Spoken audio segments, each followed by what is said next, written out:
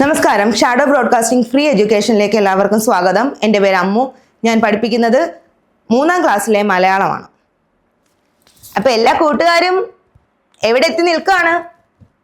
അതെ, നമ്മുടെ കാനനത്തിലെ, കാട്ടിലെ, വനത്തിലെ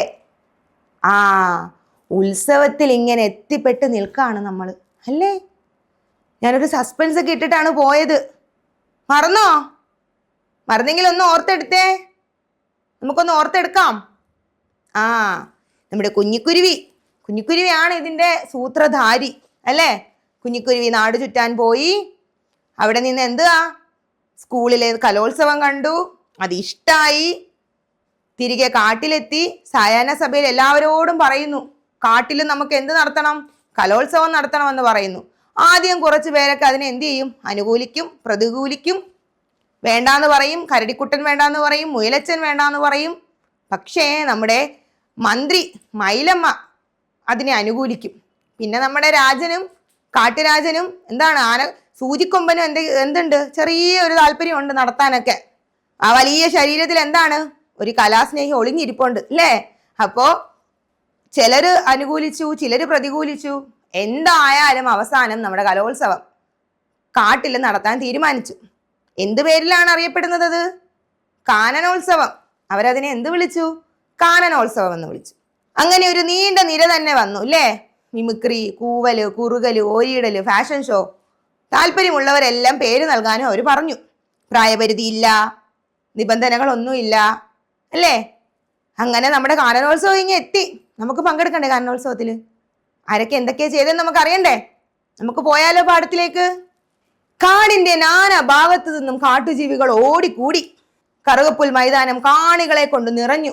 സ്റ്റേജിൽ ആദ്യം നടക്കുന്ന ഫാഷൻ ഷോയ്ക്ക് പുള്ളിപ്പുലി പേര് വിളിക്കാൻ തുടങ്ങി. തുടർന്ന് കുയിലിന്റെ നേതൃത്വത്തിൽ പാട്ടുമത്സരമാണെന്ന് അറിയിപ്പുണ്ടായി. നൃത്തങ്ങളിൽ പങ്കെടുക്കുന്നവർ കരുത്തൻ പരുന്തിന്റെ അടുത്ത് ചെന്ന് ഉടനെ നറുക്കെടുക്കണമെന്ന് 3ാമതും അനൗൺസ്മെന്റ് കേട്ടു. മത്സരത്തിൽ ജയിച്ചവരും തോറ്റവരും കൈയടിച്ച് ആർപ്പ് വിളിച്ചു. രാജാവെന്ന നിലവിട്ട് ഓരോ മത്സരത്തിലും സൂചിക്കൊമ്പൻ ഒരു കൈ നോക്കി. ഫാഷൻ ഷോയിലും അമറൽ മത്സരത്തിലും മാത്രമേ ജയിക്കാനായുള്ളൂ. കാനനോത്സവം സംഘടിപ്പിക്കാൻ ഐഡിയ തന്നതിന് സൂചിക്കൊമ്പൻ കുഞ്ഞരിപ്രാവിനെ തളിരില മാല അണിയിച്ചുകൊണ്ട് ആദരിച്ചു. എല്ലാ കൊല്ലവും കാനനോത്സവം നടത്തുമെന്ന് പ്രഖ്യാപിക്കുകയും ചെയ്തു. കൂട്ടുകാരെല്ലാവരും ആർത്തുല്ലസിച്ചാണ് കാട്ടിലേക്ക് പോയത്. അപ്പൊ നമുക്ക് തന്നെ അറിയാം, അല്ലേ? നമ്മുടെ വീടിന്റെ പരിസരത്ത് ഒരു ക്ലബില് ഒരു ഓണപരിപാടി നടക്കുകയാണെങ്കിൽ നമ്മുടെ ആ പരിസരത്തുള്ള ആളുകൾ മാത്രമാണോ എത്തുന്നത്? അല്ല, അല്ലേ? അടുത്ത സ്ഥലത്തുള്ളവരൊക്കെ എന്ത് ചെയ്യും? കേട്ടറിഞ്ഞു വരും. മത്സരങ്ങൾ പങ്കെടുക്കാനായിട്ട് വരുന്നവരുണ്ടാവാം, കാണാൻ വരുന്നവരും ഉണ്ടാവാം. അതുപോലെ നമ്മുടെ ഈ കാട്ടിലും എന്താണ്, നാനാ ഭാഗത്തു നിന്നും ആളുകൾ എത്തിച്ചേർന്നു. ഇവിടെ കലോത്സവം നടക്കുന്നുണ്ടെന്ന്, കാനനോത്സവം നടക്കുന്നുണ്ടെന്ന് അറിഞ്ഞിട്ട്. അങ്ങനെ കറുകപ്പുൽ മൈതാനം മുഴുവനും എന്ത് ചെയ്തു? കാണികൾ എന്ന് പറഞ്ഞാൽ ആരാണ്? കാണാൻ വന്നവർ, അല്ലേ? കാണാൻ വന്നവരെ കൊണ്ട് നിറഞ്ഞു. സ്റ്റേജിൽ ആദ്യം നടക്കുന്ന ഫാഷൻ ഷോയ്ക്ക് പുള്ളിപ്പുലി പേര് വിളിക്കാൻ തുടങ്ങി. അപ്പൊ ആദ്യം ഏത് പരിപാടിയാണ് നടക്കുന്നത്? ഫാഷൻ ഷോ ആണ് ആദ്യം നടക്കുന്നത്, അല്ലേ? ആദ്യം നടക്കുന്നത് എന്താണ്? Fashion show. തുടർന്ന് കുയിലിന്റെ നേതൃത്വത്തിൽ പാട്ട് മത്സരമാണെന്ന് അറിയിപ്പുണ്ടായി. അപ്പോ നിങ്ങൾക്ക് തന്നെ അറിയാം, അല്ലേ? പാടാൻ മിടുക്കിയാണ് ആര്? കുയില്. പിന്നെ കുയില് പാടിയില്ലെങ്കിൽ വേറെ ആരല്ലേ പാടാ? അങ്ങനെ കുയിലിന്റെ നേതൃത്വത്തിൽ പാട്ട് മത്സരം നടന്നു. നൃത്തങ്ങളിൽ പങ്കെടുക്കുന്നവർ കരുത്തൻ പരുന്തിന്റെ അടുത്ത് ചെന്ന് ഉടനെ നറുക്കെടുക്കണമെന്ന് 3ാമതും അനൗൺസ്മെന്റ് കേട്ടു. നമുക്ക് തന്നെ അറിയാം, നമ്മുടെ സ്കൂളുകളിൽ യുവജനോത്സവം നടക്കുമ്പോൾ ചെസ് നമ്പർ ഉണ്ട്, അല്ലേ? ഓരോ ഐറ്റം നമ്മൾ അവതരിപ്പിക്കുമ്പോഴും നമുക്കൊരു ചെസ് നമ്പർ തരും. നമ്മൾ അത് പോയി നറുക്കിങ്ങനെ അവരിങ്ങനെ എന്താണ് കുറെ കാർഡ്സ് തരും. നമ്മൾ അതിൽ നമുക്ക് ഇഷ്ടമുള്ള ഒരെണ്ണം പോയി എടുക്കുകയാണ് ചെയ്യുന്നത്. അതുപോലെ കാട്ടിലും അതേ നിയമങ്ങളാണ്, വ്യത്യാസങ്ങളൊന്നുമില്ല. അങ്ങനെ എന്താണ്, അടുത്ത നൃത്തങ്ങളിൽ പങ്കെടുക്കുന്നവർ കരുത്തൻ പരുന്തിന്റെ അടുത്ത് ചെന്ന് നറുക്കെടുക്കണമെന്ന് 3ാമതും അനൗൺസ്മെന്റ് കേട്ടു. വിളിച്ചു പറയില്ലേ ഇങ്ങനെ മൈക്കിലൂടെ? അതിനാണ് നമ്മൾ അനൗൺസ്മെന്റ് പറയുന്നത്. അങ്ങനെ അവിടെ പക്ഷെ ഞാൻ ആദ്യമേ പറഞ്ഞു, ഒരു ജനാധിപത്യ സഭയാണ്, ഒരു ജനാധിപത്യ നിയമങ്ങൾ പാലിക്കുന്ന കാടാണ്. എന്താ കാര്യം? ജയിച്ചെന്നോ തോറ്റെന്നോ ഒന്നുമില്ല.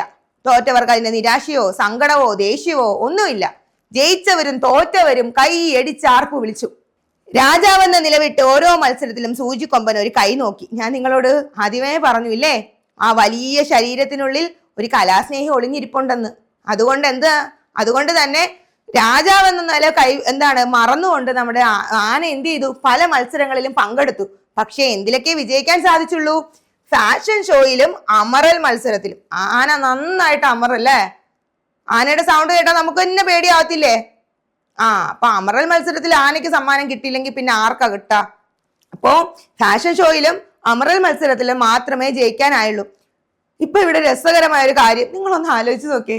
ആന ഫാഷൻ ഷോയിൽ പങ്കെടുത്തപ്പോ എന്ത് ഡ്രസ്സൊക്കെ ആയിരിക്കും ഇട്ടിരിക്കുക, അല്ലെങ്കിൽ എങ്ങനെയായിരിക്കും ഒരുങ്ങിയിരിക്കുക?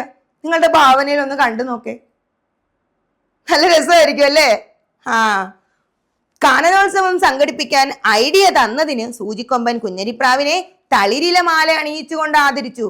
ഞാൻ ആദ്യമേ പറഞ്ഞു, ഈ കാനനോത്സവത്തിന്റെ സൂത്രധാരി ആരാണ്? നമ്മുടെ കുഞ്ഞരിപ്രാവാണ്. കുഞ്ഞരിപ്രാവാണ് ഇങ്ങനെ ഒരു ഐഡിയ നിർദ്ദേശിച്ചത് തന്നെ. അപ്പൊ ഇത്രയും നല്ലൊരു ഐഡിയ നിർദ്ദേശിച്ചതിന് നമ്മുടെ കുഞ്ഞരിപ്രാവിനെ സൂചിക്കൊമ്പൻ എന്ത് ചെയ്തു? തളിരില മാല. തളിരില മാല എന്ന് വെച്ചാൽ എന്താ? തളിരില നമ്മളൊരു ചെടിയിലൊക്കെ ഉണ്ടാവുന്ന നല്ല സോഫ്റ്റ് ആയിട്ടുള്ള, നല്ല മൃദുലമായിട്ടുള്ള, മാർദ്ദവമുള്ള ചെറിയ ഇലകളുണ്ടല്ലോ, അതിന്റെ കുഞ്ഞിലകള്, അതിനെയാണ് നമ്മൾ എന്ത് പറയുന്നത്? തളിരില എന്ന് പറയും. പിന്നീട് വരുന്നതൊക്കെ എന്താണ്? കുറെ നാൾ നിൽക്കുന്ന ഇലകൾക്കൊക്കെ എന്താവും? കട്ടി കൂടി വരും. ഈ ആദ്യം ഉണ്ടാകുന്ന ഇലകൾക്ക് എന്താണ്? നല്ല മാർദ്ദവമുള്ള ഇലകളായിരിക്കും, നല്ല സോഫ്റ്റ് ആയിരിക്കും അല്ലേ? അങ്ങനെ തളിരില മാല അണിയിച്ചുകൊണ്ട് കുഞ്ഞരിപ്രാവിനെ ആദരിച്ചു. എല്ലാ കൊല്ലവും കാനനോത്സവം നടത്തുമെന്ന് പ്രഖ്യാപിക്കുകയും ചെയ്തു. അപ്പൊ എല്ലാവർക്കും ഇഷ്ടപ്പെട്ടു. ആദ്യം കുറെ പേര് പ്രതികൂലിച്ചെങ്കിലും എല്ലാവർക്കും കാനനോത്സവം ഇഷ്ടപ്പെട്ടിട്ട് ഇനി വരും വർഷങ്ങളിലും കാനനോത്സവം നടത്താമെന്ന് എല്ലാവരും അറിയിച്ചു. കൂട്ടുകാരെല്ലാം ആർത്തുല്ലസിച്ചാണ് കൂട്ടിലേക്ക് പോയത്. എല്ലാവരും തിരികെ കൂട്ടിലേക്ക് പോയി. എല്ലാവർക്കും സന്തോഷമായി. ഇനിയും അടുത്ത കൊല്ലം, ഇനി അവർ വെയിറ്റിംഗ് ആയിരിക്കും അല്ലെ? അടുത്ത കൊല്ലത്തിലേക്ക് വേണ്ടിയിട്ട്. നമ്മളായാലും അങ്ങനെ തന്നെ അല്ലേ? നമ്മൾ ഈ ക്ലബിലെ പരിപാടികളാവട്ടെ, സ്കൂളിലെ യുവജനോത്സവം ആവട്ടെ, ഓണം ആവട്ടെ, വിഷു ആവട്ടെ, ക്രിസ്മസ് ആവട്ടെ, ഒരു കൊല്ലം കഴിഞ്ഞ് പോയി കഴിഞ്ഞാൽ പിന്നെ നമ്മൾ അടുത്ത കൊല്ലത്തിലേക്കുള്ള കാത്തിരിപ്പിലാണ്. ഇനി അടുത്ത കൊല്ലം ഓണം ഇങ്ങനെയൊക്കെ വേണം, എനിക്ക് അതൊക്കെ വേണം, ഇതൊക്കെ വേണമെന്ന് നമ്മൾ ഇപ്പോഴേ എന്ത് ചെയ്യും? പ്ലാൻ ചെയ്യും അല്ലേ? അതുപോലെ നമ്മുടെ കൂട്ടുകാർ, നമ്മുടെ ആരാണ്? കാട്ടിലെ കൂട്ടുകാരും അതെല്ലാം പ്ലാൻ ചെയ്തിട്ട് എന്ത് ചെയ്തു? തിരികെ സന്തോഷത്തോടെ വീട്ടിലേക്ക് പോയി. എല്ലാവർക്കും ഇഷ്ടായോ? നല്ല കഥയാണല്ലേ? ഞാൻ 2-3 തവണ ആവർത്തിച്ച് എനിക്ക് വളരെ ഇഷ്ടപ്പെട്ട ഒരു കാര്യം എന്താണെന്ന് വെച്ചാൽ, വളരെ ജനാധിപത്യപരമായിട്ടുള്ള കാര്യങ്ങൾ നടപ്പിലാക്കുന്ന ഒരു കാടാണ് അല്ലേ? മേൽക്കോയ്മയില്ലാതെ എല്ലാവരെയും ഒരുപോലെ കാണുന്ന ഒരു രാജാവും, എല്ലാവരുമായിട്ട് പേടിയില്ലാതെ ഇടപഴകാൻ കഴിയുന്ന കുറെ മൃഗങ്ങളും. നമ്മളും അങ്ങനെയാണോ? ക്ലാസ്സിലൊക്കെ ആയിരിക്കും അല്ലേ? അപ്പോ ഇതുപോലുള്ള കലോത്സവങ്ങള് കാട്ടിൽ മാത്രമാണോ? അല്ല, നിങ്ങളുടെ സ്കൂളുകളിലും ഒക്കെ ഉടനെ തന്നെ ഉണ്ടാവും. എല്ലാവരും നിങ്ങളിൽ കഴിയുന്ന മത്സരങ്ങളിലൊക്കെ പങ്കെടുക്കാൻ ശ്രമിക്കുക, വിജയിക്കാൻ ശ്രമിക്കുക. വെറുതെ വിജയിക്കാനല്ല, നല്ലതുപോലെ പ്രാക്ടീസ് ചെയ്തിട്ടൊക്കെ വേണം പങ്കെടുക്കാൻ. അല്ലാതെ നമുക്ക് ആഗ്രഹമുണ്ട് എന്ന് പറഞ്ഞിട്ട് മാത്രം കാര്യമില്ല. നമ്മൾ അതിനുവേണ്ടി പ്രയത്നിക്കാൻ കൂടി തയ്യാറാകണം. അടുത്തത് നോക്കിയേ, നമ്മളിപ്പോൾ പഠിച്ച പാഠവുമായിട്ട് ബന്ധമുള്ള ഒരു പാഠമാണ് അടുത്തത്. കലാരൂപങ്ങൾ. ഇപ്പൊ നമ്മൾ കുറേ കലാരൂപങ്ങൾ, കലാപരിപാടികളെ കുറിച്ചിട്ടാണ് നമ്മൾ ചർച്ച ചെയ്തത്. മിമിക്രി, ഫാഷൻ ഷോ, തിരുവാതിര കളി, ഒപ്പന, ഇതൊക്കെ ഞാൻ പറഞ്ഞു. ഇതൊക്കെ കലാരൂപങ്ങളാണ് അല്ലേ? തിരുവാതിര കളി നിങ്ങളൊക്കെ കണ്ടിട്ടുണ്ടായിരിക്കും. തിരുവാതിര കളി, ഒപ്പന, ഇതെല്ലാം കലാരൂപങ്ങളാണ്. ഇതുപോലെ നിങ്ങൾ കാണാൻ ഇടയില്ലാത്ത ഒരു കലാരൂപമാണ് വേണ്ടേ ഇവിടെ. ഇതെന്താണ്? ഈ ഒരു കോസ്റ്റ്യൂം, ഈ ഒരു വേഷവിധാനങ്ങള്, ഇങ്ങനെ മുഖത്ത് ഈ ഒരു ചായം, ഇതൊക്കെ ആരാണ്? ഇങ്ങനെയൊക്കെയുള്ള ചായങ്ങൾ തേച്ച് ഇതുപോലൊരു നൃത്തം അവതരിപ്പിക്കുന്നത് ആരാണ്? അറിയാമോ? എവിടെയെങ്കിലും കണ്ടിട്ടുണ്ടോ? ക്ഷേത്രങ്ങളിലോ മറ്റോ ഉത്സവവുമായി ബന്ധപ്പെട്ട് ഉണ്ടാകും. കൂടുതലും ഇപ്പോ ക്ഷേത്രങ്ങളിൽ മാത്രമാണ് ഇത് നിലനിന്ന് പോകുന്നതും.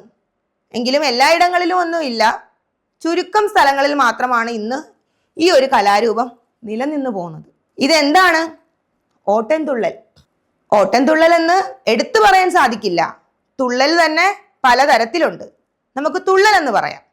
ഇതൊരു തുള്ളലാണ്. അപ്പോ നോക്കിയേ, നമുക്കതൊന്ന് വായിച്ചു നോക്കാം. കൂടുതൽ വിശദാംശങ്ങൾ എന്താണെന്ന് നോക്കാം. മിക്ക കലാരൂപങ്ങളുടെയും അവതരണത്തോടൊപ്പം ചില പാട്ടുകൾ പിന്നണിയിൽ ഉണ്ടാകും. പാട്ടുപാടി അവതരിപ്പിക്കുന്ന കലാരൂപങ്ങളിൽ ഒന്നാണ് തുള്ളൽ. തുള്ളൽ പാട്ടുകൾ നല്ല കവിതകളുമാണ്. ഈ തുള്ളൽ പാട്ട് താളത്തിൽ ഒന്ന് ചൊല്ലി നോക്കൂ. തുള്ളൽ എഴുതിയിരിക്കുന്നത് കുഞ്ചൻ നമ്പ്യാരാണ്. നമുക്ക് ഒരു സംശയവും വേണ്ട. തുള്ളൽ പ്രസ്ഥാനം, തുള്ളൽ ആരുടെയാണ് എന്ന് ചോദിച്ചാൽ നിസ്സംശയം നമുക്ക് പറയാം, അതാരുടെയാണ്? കുഞ്ചൻ നമ്പ്യാരുടെയാണ്. കുഞ്ചൻ നമ്പ്യാരാണ് തുള്ളൽ പ്രസ്ഥാനത്തിന്റെ ഉപജ്ഞാതാവ്.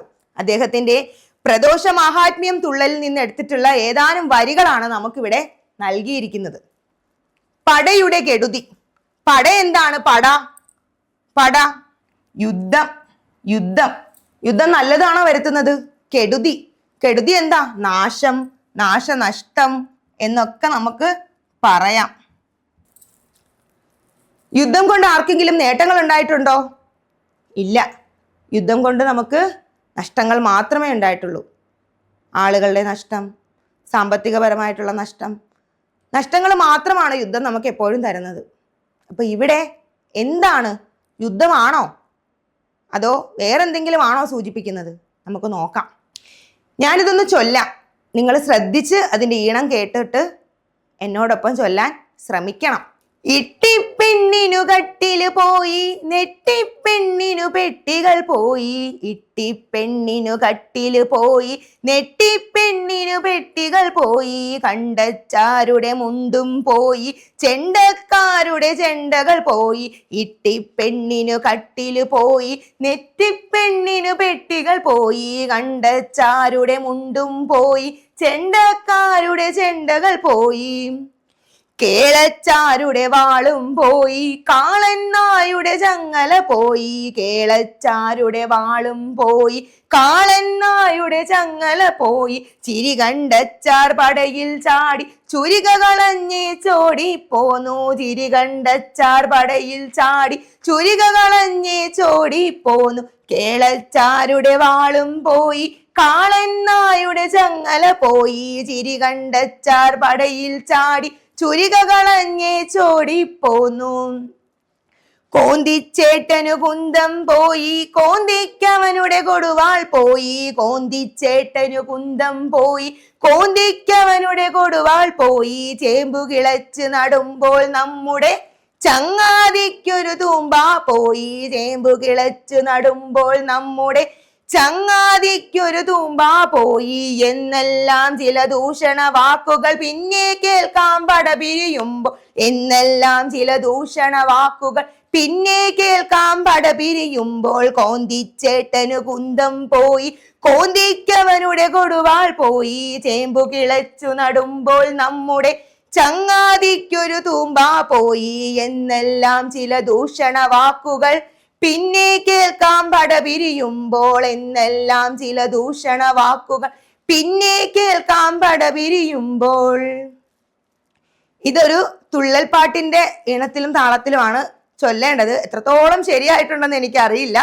പക്ഷേ ഈ ഒരു മാതൃകയിലാണ് നമ്മൾ ഈ പാട്ട് ചൊല്ലേണ്ടത്. ഇതെന്താണ്? ഒരു പട, ഒരു യുദ്ധം, ഒരു അംഗം കഴിഞ്ഞിട്ടുള്ള കാര്യങ്ങളാണ് പറയുന്നത്. എന്തൊക്കെയാ പറയുന്നത് നോക്കിയാ നിങ്ങള്. ഇട്ടിപ്പെണ്ണിനു കട്ടില് പോയി, നെട്ടിപ്പെണ്ണിനു പെട്ടികൾ പോയി.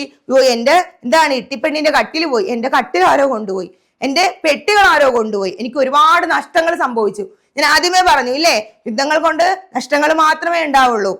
കണ്ടച്ചാരുടെ മുണ്ടും പോയി, ചെണ്ടക്കാരുടെ ചെണ്ടകൾ പോയി. പിന്നെന്താ? കണ്ടച്ചാരുടെ മുണ്ട് പോയി, ചെണ്ടക്കാരുടെ ചെണ്ടയും പോയി. പിന്നെ കാളൻ നായുടെ ചങ്ങല പോയി. ചിരി കണ്ടച്ചാർ പടയിൽ ചാടി, ചുരിക കളഞ്ഞേ ചോടിപ്പോന്നു. പിന്നെന്താ? കേളച്ചാരുടെ വാളും പോയി, കേളച്ചാരുടെ വാള് പോയി. കാളൻ നായുടെ ചങ്ങല പോയി. പിന്നെന്താ? പടയിൽ ചാടി ഒരാൾ എന്ത് ചെയ്തു? അയാളുടെ ചുരിക കണ്ടിട്ടുണ്ടോ നിങ്ങള്? യുദ്ധത്തിന് വേണ്ടി നമ്മൾ ഉപയോഗിക്കുന്ന ഒരു ആയുധമാണ് ചുരിക. അപ്പൊ എന്താണ്? ചുരിക കളഞ്ഞേച്ച് ഓടിപ്പോന്നു. കോന്തിച്ചേട്ടനു കുന്തം പോയി, കോന്തിക്കവനുടെ കൊടുവാൾ പോയി. കോന്തിച്ചേട്ടന്റെ കുന്തം പോയി, കോന്തിക്ക് കൊടുവാളും പോയി. ചേമ്പു കിളച്ചു നടുമ്പോൾ നമ്മുടെ ചങ്ങാതിക്കൊരു തൂമ്പ പോയി. തൂമ്പ, കൈക്കോട്ട്, മൺവെട്ടി എന്നൊക്കെ നമ്മൾ പറയും. അങ്ങനെ എന്താണ്? ഒരു ചങ്ങാതിയുടെ തൂമ്പ പോയി. എന്നെല്ലാം ചില ദൂഷണ വാക്കുകൾ പിന്നെ കേൾക്കാം പടപിരിയുമ്പോൾ. എന്നെല്ലാം ചില ദൂഷണ വാക്കുകൾ പിന്നെ കേൾക്കാം പടപിരിയുമ്പോൾ. അപ്പൊ എന്താണ്? ഇങ്ങനെയുള്ള പല വാക്കുകളും നമുക്ക് എന്താണ്? ഒരു യുദ്ധം, ഒരു പട, ഒരു അംഗം കഴിയുമ്പോൾ നമുക്ക് കേൾക്കാനായിട്ട് സാധിക്കും. നഷ്ടങ്ങളുടെ ഒരു നീണ്ട നിര തന്നെ കേൾക്കാനായിട്ട് നമുക്ക് സാധിക്കും. ഇതേ ഈണത്തില് താളത്തിലും നിങ്ങൾ എന്ത് ചെയ്യുക? ഈ പാട്ടൊന്ന് ചൊല്ലാൻ ശ്രമിക്കുക കേട്ടോ. നമ്മുടെ പാട്ടിലെ കുറച്ച് വാക്കുകളുടെ അർത്ഥങ്ങൾ നാണ് ഇവിടെ കൊടുത്തിട്ടുണ്ട്. നോക്കേ, കൊടുവാൾ, വെട്ടുന്നതിനുള്ള ആയുധം. കൊടുവാൾ എന്ന് പറഞ്ഞാൽ എന്താണ്? നമ്മൾ വെട്ടാനും മുറിക്കാനും ഒക്കെ ഉള്ള ഒരു ആയുധമാണ് കൊടുവാൾ. തൂമ്പ, മണ്ണിൽ കിളയ്ക്കാനുള്ള ആയുധം. മിക്കവരുടെയും വീടുകളിൽ കാണൂല്ലേ തൂമ്പ, മണ്ണിൽ കിളയ്ക്കാനുള്ള ഒരു ആയുധം. ദൂഷണവാക്കുകൾ, ദൂഷണവാക്കുകൾ എന്താ? പരസ്പരം കുറ്റപ്പെടുത്തിക്കൊണ്ടുള്ള വാക്കുകൾ. ഒരാൾ മറ്റേ കുറ്റപ്പെടുത്തുന്നു, ദൂഷണമായിട്ടുള്ള, അത്ര അല്ലാത്ത വാക്കുകൾ, കുറ്റപ്പെടുത്തിക്കൊണ്ടുള്ള വാക്കുകൾ. പട, യുദ്ധം, നമ്മൾ ആദ്യമേ പറഞ്ഞു ഇല്ലേ, പട, യുദ്ധം. അപ്പൊ എന്താണ് ഈ കഥയില്, ഈ ഒരു കവിതയിൽ നമുക്ക് രസം പകരുന്ന പല വാക്കുകളും വന്നിട്ടുണ്ടില്ലേ. നമുക്ക് പറയാൻ ഇഷ്ടമുള്ള കൊന്ത്രച്ചാരുടെ കുന്തം പോയി എന്നൊക്കെ പറയുമ്പോൾ അത് പറയാൻ തന്നെ എന്താണ് നമുക്ക് നല്ല രസമുള്ള, എളുപ്പത്തിൽ പറയാൻ പറ്റുന്നതും നല്ല ഈണത്തിൽ ചൊല്ലാൻ പറ്റുന്നതും. ആ ഒരു ഈണം, ആ ഒരു താളം നമുക്ക് കിട്ടുകയാണെന്നുണ്ടെങ്കിൽ ആ ഒരു പാട്ട്, ആ ഒരു തുള്ളല് നമുക്ക് വളരെ രസകരമായിട്ട് ചൊല്ലാനായിട്ട് സാധിക്കും. അപ്പൊ എന്താണ് ഈ കവിതാഭാഗം, ഇതിന്റെ ബാക്കിയുണ്ട്. ഇത് നമുക്കൊരു ചെറിയ ഭാഗമാണ് ഇപ്പം നമുക്ക് പഠിക്കാൻ തന്നിരിക്കുന്നത്. ഇതിന്റെ ബാക്കി ഭാഗങ്ങൾ നമുക്ക് കിട്ടും. അതും കൂടി ശേഖരിച്ച് നമുക്ക് ഈ ഒരു ഈണത്തിൽ ആ വരികളെ കൂടി ഉൾപ്പെടുത്തി ചൊല്ലാനായിട്ട് നിങ്ങൾ എന്ത് ചെയ്യുക, ശ്രമിക്കണം. എല്ലാവർക്കും ഈ പാട്ട്, ഈ തുള്ളൽ ഇഷ്ടപ്പെട്ടു എന്ന് ഞാൻ കരുതുന്നു. ഇതിന്റെ ബാക്കി നമ്മൾ ഈ ഒരു യൂണിറ്റ് 1 നമ്മൾ പഠിച്ച ഒരു കുറേ പാഠങ്ങളുണ്ട്. കനകച്ചിലങ്ക മുതലുള്ള കാക്കിരി പൂക്കിരി, താളവും മേളവും, കാനനോത്സവം, അണ്ണാനും ആനയും അണ്ണാറക്കണ്ണനും, പിന്നെന്താണ് പഴഞ്ചൊൽ പെരുമ, അങ്ങനെയുള്ള കുറേ പാഠങ്ങൾ നമ്മൾ പഠിച്ചു കഴിഞ്ഞു. ഈ പാഠഭാഗങ്ങളുമായി ബന്ധപ്പെട്ട എല്ലാ പഠന പ്രവർത്തനങ്ങളും ടീച്ചർ അടുത്ത ഒരു വീഡിയോ ആയിട്ട് ചെയ്യുന്നുണ്ട്. അപ്പോൾ അത് എല്ലാവരും കാണണം. പഠന പ്രവർത്തനങ്ങൾ എന്നോടൊപ്പം ചെയ്യാനായിട്ട് ശ്രമിക്കണം.